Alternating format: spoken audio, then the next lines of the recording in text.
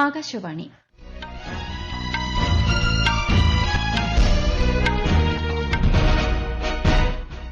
നമസ്കാരം. വാർത്തകൾ വായിക്കുന്നത് കൃഷ്ണ പ്രകൃതി.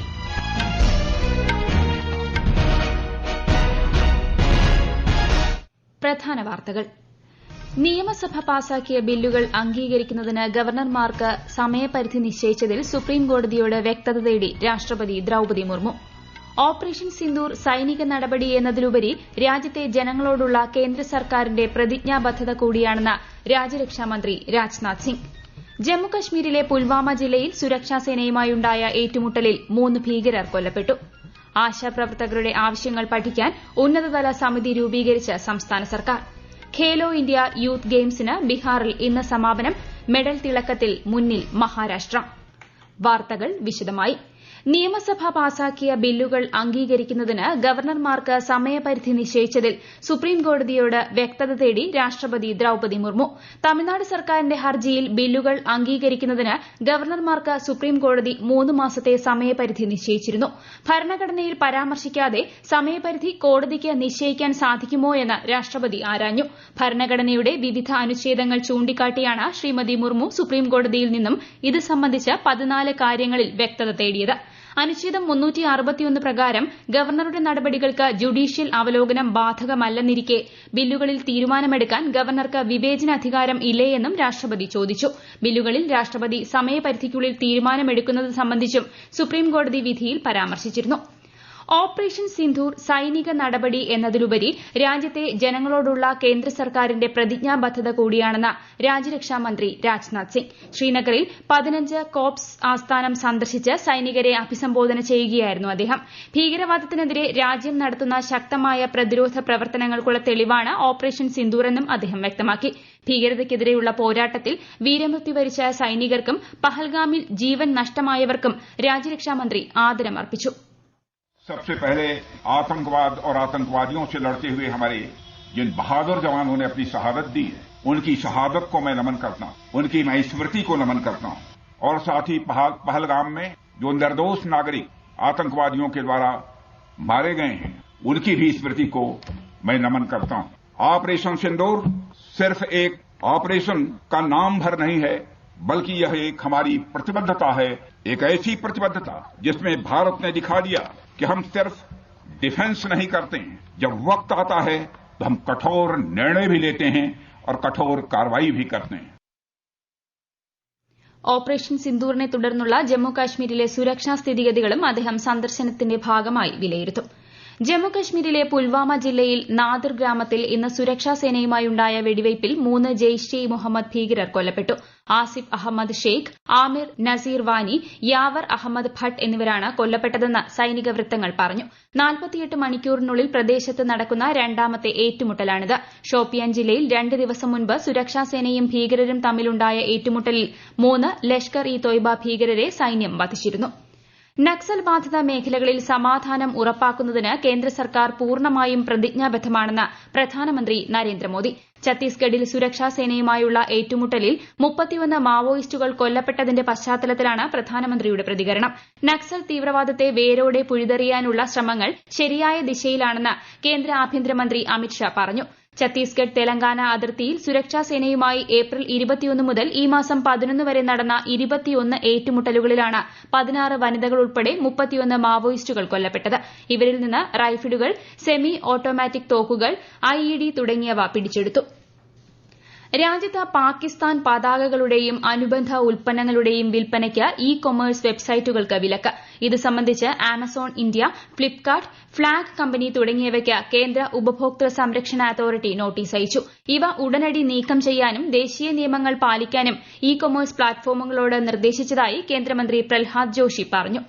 ദേശീയ സുരക്ഷാ സാഹചര്യം കണക്കിലെടുത്ത് ഡൽഹിയിലെ ജവഹർലാൽ നെഹ്റു സർവകലാശാലയും തുർക്കിയയിലെ ഇനോനു സർവകലാശാലയുമായുള്ള ധാരണാപത്രം താൽക്കാലികമായി നിർത്തിവച്ചു. അധ്യാപക വിദ്യാർത്ഥി സഹകരണം സംബന്ധിച്ച ധാരണാപത്രമാണ് നിർത്തിവച്ചത്. മണിപ്പൂരിലെ ചന്ദേൽ ജില്ലയിലെ ന്യൂ സാംതലിൽ 10 നുഴഞ്ഞുകയറ്റക്കാരെ സൈന്യം വധിച്ചു. ഇന്റലിജൻസ് റിപ്പോർട്ടിന്റെ അടിസ്ഥാനത്തിൽ ഇന്ത്യൻ സേനയുടെ ഈസ്റ്റേൺ കമാൻഡ് പ്രദേശത്ത് നടത്തിയ തിരച്ചിലിനിടെയുണ്ടായ വെടിവയ്പിലാണ് നുഴഞ്ഞുകയറ്റക്കാർ കൊല്ലപ്പെട്ടത്. വലിയ തോതിൽ ആയുധങ്ങളും വെടിക്കോപ്പുകളും ഇവരിൽ നിന്നും കണ്ടെടുത്തു. ഈ വാർത്തകൾ ആകാശവാണിയിൽ നിന്ന്.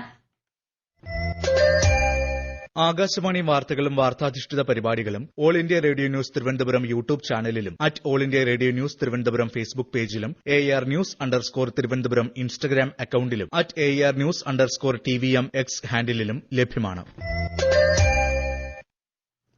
ആശാപ്രവർത്തകരുടെ ആവശ്യങ്ങൾ പഠിക്കാൻ ഉന്നതതല സമിതി രൂപീകരിച്ച സംസ്ഥാന സർക്കാർ ഏപ്രിൽ 3-ന് ആരോഗ്യമന്ത്രി നടത്തിയ ചർച്ചയിൽ ആശമാർ ആവശ്യപ്പെട്ട വിഷയങ്ങൾ സമഗ്രമായി പരിശോധിച്ച് 3 മാസത്തിനുള്ളിൽ റിപ്പോർട്ട് നൽകാനാണ് നിർദ്ദേശം.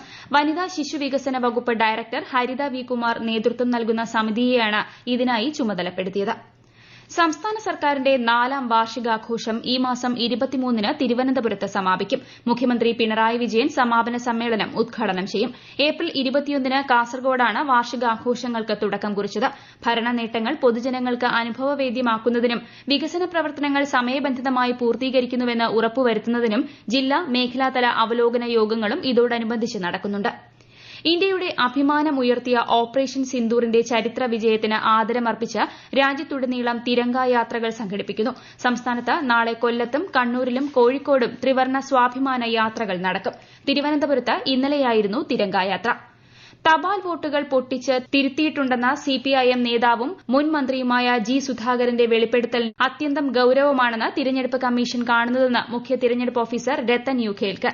1989-ലെ ആലപ്പുഴ ലോക്സഭാ മണ്ഡലത്തിലേക്ക് നടന്ന തിരഞ്ഞെടുപ്പിലാണ് തപാൽ വോട്ടിൽ കൃത്രിമത്വം കാണിച്ചതായി വെളിപ്പെടുത്തലുണ്ടായിരിക്കുന്നത്. ഗുരുതരമായ നിയമലംഘനമാണിതെന്നും തിരഞ്ഞെടുപ്പ് പ്രക്രിയ അട്ടിമറിക്കാൻ ശ്രമിച്ചതായ വെളിപ്പെടുത്തലിന്മേൽ FIR ഇട്ട് കേസ് എടുക്കാനും മുഖ്യ തിരഞ്ഞെടുപ്പ് ഓഫീസർ നിർദ്ദേശം നൽകി. ആഗോള അസ്ഥിരതകൾക്കിടയിൽ ശ്രീബുദ്ധന്റെ ആശയങ്ങൾക്ക് ഏറെ പ്രാധാന്യമുണ്ടെന്ന് ഐക്യരാഷ്ട്രസഭയിലെ ഇന്ത്യയുടെ സ്ഥിരം പ്രതിനിധി P. ഹരീഷ്. ബുദ്ധന്റെ ആശയങ്ങൾ ഈ കാലഘട്ടത്തിൽ നമ്മെ നയിക്കാൻ സാധിക്കുമെന്നും വേസക് അന്താരാഷ്ട്ര ദിനത്തോടനുബന്ധിച്ച് അദ്ദേഹം പറഞ്ഞു. ഇന്ത്യയുടെ ഭരണ നിർവഹണത്തിൽ ബുദ്ധമതത്തിന്റെ സ്വാധീനം വളരെ വലുതാണെന്നും അദ്ദേഹം അഭിപ്രായപ്പെട്ടു.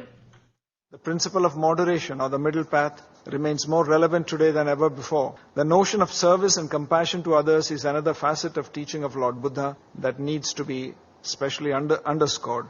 Empathy and compassion are fundamental in this regard.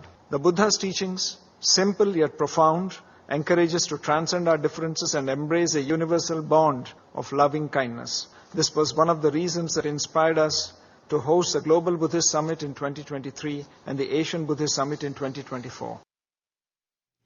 Khelo India youth ഗെയിംസിന് ബീഹാറിൽ ഇന്ന് സമാപനം. പട്ന സ്പോർട്സ് കോംപ്ലക്സിൽ വൈകുന്നേരം നടക്കുന്ന സമാപന ചടങ്ങിൽ കേന്ദ്ര കായിക സഹമന്ത്രി രക്ഷ നിഖിൽ ഖഡ്സെ, ബീഹാർ ഉപമുഖ്യമന്ത്രി സമ്രാട് ചൌധരി തുടങ്ങിയ പ്രമുഖർ പങ്കെടുക്കും. 56 സ്വർണവും 45 വെള്ളിയും ഉൾപ്പെടെ 149 മെഡലുകളുമായി മഹാരാഷ്ട്രയാണ് ഗെയിംസിൽ 1ാം സ്ഥാനത്ത്. 107 മെഡലുമായി ഹരിയാന 2ാം സ്ഥാനത്തും രാജസ്ഥാൻ 3ാമതുമാണ്. 12 സ്വർണം ഉൾപ്പെടെ 25 മെഡലുകളുമായി കേരളം 8ാം സ്ഥാനത്താണ്. തായ്ലന്റ് ഓപ്പൺ ബാഡ്മിന്റൺ ചാമ്പ്യൻഷിപ്പിൽ 2ാം റൌണ്ട് മത്സരങ്ങളിൽ ഇന്ത്യൻ താരം മാളവിക ബൻസോദിന് പരാജയം. തായ്ലന്റ് താരത്തോട് 12-21, 16-21-നാണ് മാളവിക പരാജയപ്പെട്ടത്. രാജ്യത്തെ ഓഹരി വിപണികളിൽ നഷ്ടം. ബോംബെ ഓഹരി സൂചിക സെൻസെക്സ് 141 പോയിന്റ് നഷ്ടത്തിൽ 81,188-ലും ദേശീയ ഓഹരി സൂചിക നിഫ്റ്റി 17 പോയിന്റ് ഇടിഞ്ഞ് 24,649-ലും വ്യാപാരം തുടരുന്നു. സ്വർണ്ണവില കുറഞ്ഞു. ഗ്രാമിന് 195 രൂപ കുറഞ്ഞ് 8,610 രൂപയും പവന് 68,880 രൂപയുമാണ് ഇന്നത്തെ വില. സമാധാന ചർച്ചകൾക്കായി റഷ്യ യുക്രൈൻ പ്രതിനിധികൾ തുർക്കിയയിലെ ഇസ്താംബൂളിൽ ഇന്ന് കൂടിക്കാഴ്ച നടത്തും. പ്രസിഡന്റ് വ്ളാഡിമിർ പുടിൻ ചർച്ചകളിൽ പങ്കെടുക്കില്ല.